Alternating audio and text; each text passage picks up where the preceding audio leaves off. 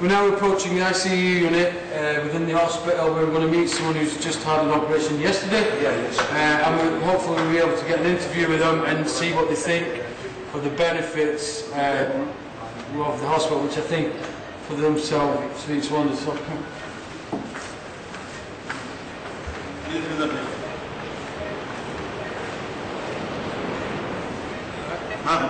Uncle G, for the people in UK, can you just explain what's happened to this patient? Yes. This patient have a problem with the valves, a heart valve. We have changed this valve for this patient, and now he's happy. Happy. Yeah. So before he was obviously very ill. Yes. Sometimes he can go, he can walk. Sometimes no. So you're out of breath. Yes, everything you can say, and anytime he have a heart problem, he can. So if a facility like this did not exist, what would be the outcome of the patient? But he should go for Allah. He should go for God. It's that serious? Yes. Well, there you have it. A facility like this provides not just free care, but it gives you life, doesn't it? Yeah. In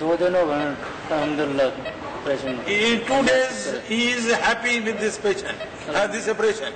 Now he is happy. Free. He is going to recover everything. Yeah. Right, this is a ventilator that's obviously from the hospital through the donations and charity work. There's 8 in total. Each are costing at $20,000, which equates to roughly £10,000, something like that. And there's 8 of them. And these are the machines that help people breathe. Can you just tell us a little bit about them? Yeah, it's ventilator. It's used to give breaths to the patient, artificial breaths. The one who can't breathe or who has respiratory muscle spasm. It gives the patient breaths. Right. So if you can't breathe on your own, it's just you're giving breath. If you're having respiratory problems, this is the machine you get hooked up to. Life-saving stuff.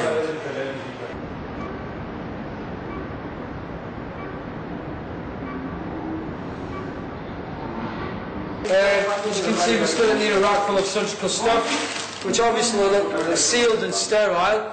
I was speaking to the doctor a couple of minutes ago, and he was telling us they actually sterile the equipment and surgical first pack them and then sterile. All right, okay. So what they do is they actually pack them and then sterilise the tools what they need. It's in a special paper. Yeah. Obviously, it's very costly, and once it goes in that machine. And when it comes out, the color changes.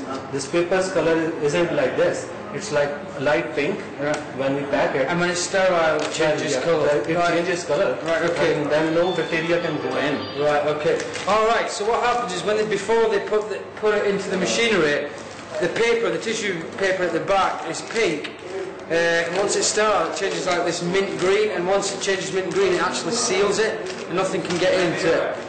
If you have a second, we'll come and show you the sterile chamber. So, is it sterilized with steam? Yeah, it's sterilized with steam. High pressure, high pressure and high heat. High pressure, nice and perfect, just like your baby bottle, but on a big grand scale, I suppose. There you have it.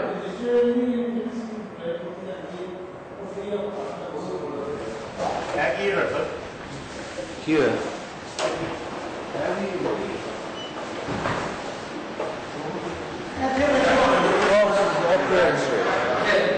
We're in the operation theatre. We've done over 70 operations here so far. There's various equipment obviously to do with the heart surgery. The doctor will take us through a couple of the machines. This is the anesthesia machine, ventilator. And that one is heart lung machine. We call it heart lung machine. And what does it do? When we open the patient, open the heart. We open the sternum, and then we have to do the surgery over it. Then we bypass his heart and lungs to this machine. So that acts as a heart and lung. It operates like heart and lung of a man. And his lungs are not working. His heart isn't working since we are operating it. Right. So that bypass, to do a bypass. Yeah. This machine takes over from the heart and lungs until the bypass is complete. It's like switching over to something artificial and switching back. It's quite amazing. Okay, this is the secondary operating theatre. Again, same sort of equipment, anaesthetist machine and the heart and lung machine. Same like that. Same, it's a duplicate. Again, obviously, if there's two patients who need treatment or if there's an emergency aid, it's better to have two than one, I suppose. And it's really hard to believe that all this is done without the aid of any government or anything like that. And it's all raised by donations and charity. There's only 2 people. Oh, I see, I'm even more gobsmacked. There's only 2 people who have raised the funds. That was the person who Mr. Jalal mentioned downstairs, whose father had a heart attack, and it inspired him to do this. Puts everything into perspective, really, doesn't it?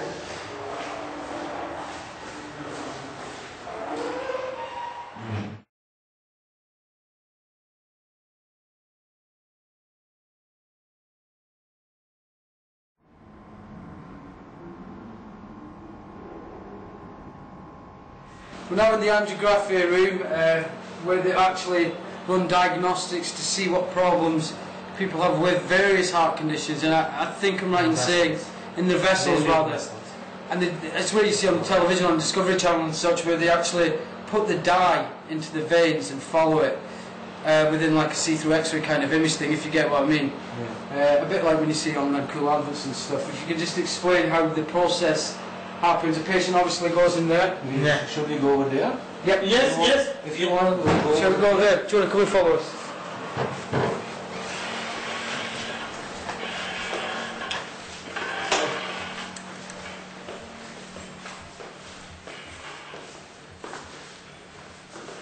Again, this is obviously where the patient will lie. I assume these tubes connect up to the patient and the dye is released through something like this? No. It is released from these catheters. Right. Okay.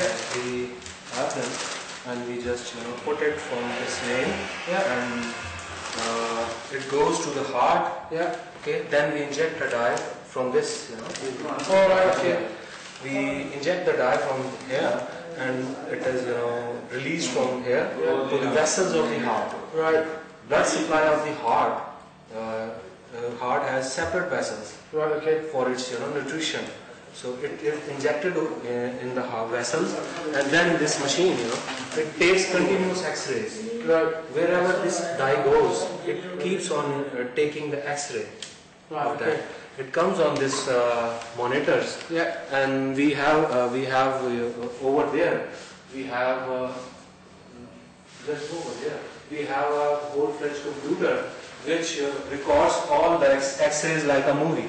Oh, all the data is recorded. It records all the X-rays.